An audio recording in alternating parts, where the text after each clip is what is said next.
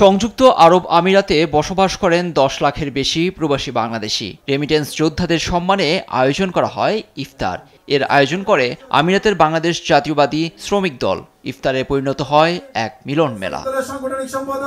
অনুষ্ঠানে প্রধান অতিথি হিসেবে উপস্থিত ছিলেন বাংলাদেশের জাতীয়বাদী দল বিএনপি ইউএই এর আহ্বায়ক জাকির হোসেন, সভাপতি প্রকৌশলী মাহে আলম এবং সঞ্চালকের দায়িত্ব ছিলেন এসএম এরশাদুল আলম। আহ্বায়ক জাকির হোসেন জানান, সংযুক্ত আরব আমিরাতে আইনের প্রতি শ্রদ্ধাশীল হতে হবে প্রবাসীদের। আমিরাতে আপনারা জানেন একটি আইনের দেশ। প্রথমে আমার কথা হলো এই দেশে যে আইনে আমাদেরকে সুযোগটুকু দেয় সেটুকু কাজে লাগানো। আমরা কিন্তু এইখানে জীবন জীবিকার তাগিদে সংযুক্ত আমিরাতে এসেছি।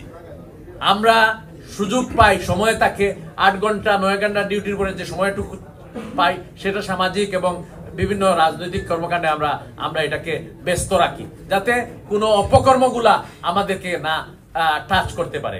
আমরা যদি এই সামাজিক কাজগুলা যদি আমরা জড়িত থাকি তাহলে ওই ধরনের কর্মে যাওয়ার আমাদের সুযোগ থাকে না। এই জন্যই আমাদের কর্মসূচি। প্রবাসীদের ঐক্যবদ্ধভাবে কমিউনিটিতে ভালো কাজের সঙ্গে সম্পৃক্ত হওয়ার কথা তুলে ধরেন বক্তারা।